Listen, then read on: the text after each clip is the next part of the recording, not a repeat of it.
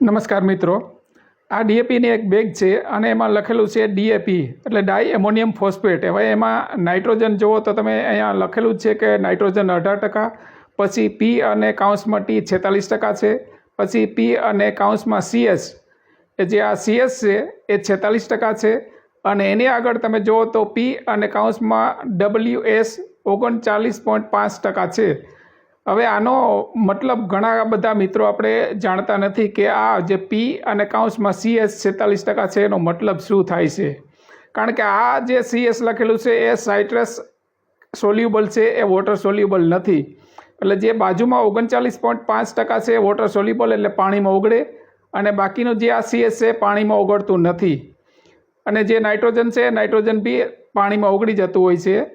તો અહીંયા કાઉન્સમાં જે પી અને ટોટલ જે ફોસ્ફરસ છે એ 46% છે, એમાંથી 46%ના 46% સાઇટ્રસ સોલ્યુબલ છે, આ જે 46% બતાવે, અને આ બતાવે એ પાણીમાં ઓગળે। અને જો આ સીએસ છે એ સીએસ આપણને લાગતું નથી, કારણ કે બહુ લાંબે ગાળે લાગે, અથવા આના માટે આપણે એવું કરવું પડે કે જે સાણિયું ખાતર આપતા હોય કે પીએસબી બેક્ટેરિયા આપતા હોય કે એવી કોઈ જો તમે ઉપરથી કોઈ વસ્તુ આપો તો આ સાઇટ્રસ સોલ્યુબલ છે, સાઇટ્રિક એસિડમાં સોલ્યુબલ છે એ લાગે, અથવા એમને એમ જમીનમાં પડ્યું રહે છે। તો જ્યારે બી આપણે કોઈ બી આ ફોસ્ફરસયુક્ત ખાતર આપતા હોય ત્યારે આપણે જો ગળતિયું ખાતર જે છાણિયું ખાતર આપીએ તો છાણિયા ખાતરની અંદર શું હોય છે કે ઓર્ગેનિક એસિડ એમાંથી રિલીઝ થતો હોય, અને જે આ સીએસ ફોર્મમાં જે આપણો ફોસ્ફરસ પડેલો હોય એને સોલ્યુબલ લભ્ય સ્વરૂપમાં ફેરવતો હોય, એટલે આપણે એને વધારે મળતું હોય છે ફોસ્ફરસ। હવે જો એ ન વાપરતા હોય આપણે છાણિયું ખાતર, તો એને ઉપરથી જે આપણે પીએસબી જે આપણે બેક્ટેરિયા આવે એ બેક્ટેરિયા નાખીએ તો બેક્ટેરિયાના શરીરમાંથી બી આ એસિડ રિલીઝ થતો હોય, અને એ એસિડ રિલીઝ થવાથી જે આ સીએસ ફોર્મમાં ફોસ્ફરસ પડેલો છે એ ફોસ્ફરસનો આપણે ઉપયોગ કરી શકીએ। નહીં તો પછી શું થતું હોય કે જે આ વોટર સોલ્યુબલ છે એટલો જ લાગે, અને બાકીનો આ સીએસ ફોર્મમાં લાંબે ગાળે બહુ લાગે અથવા ન પણ લાગે।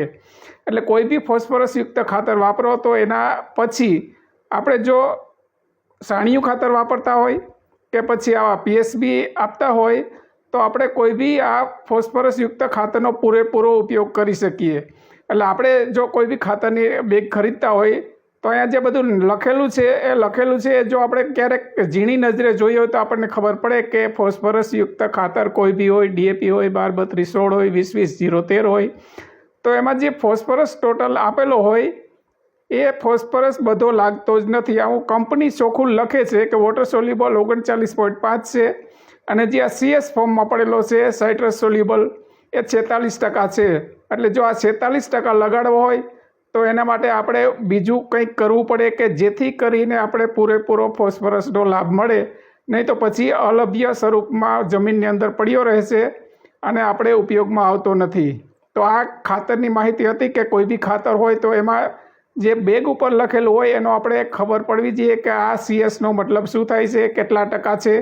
હવે આની તમે ગણતરી કરશો તો તમને ખબર પડી જશે કે 46% ટોટલ ફોસ્ફરસ છે, એટલે 100 કિલો તમે ખાતર લો એટલે 2 બેગ લો તો એમાંથી 46% એટલે 46 કિલો તમને ફોસ્ફરસ મળે।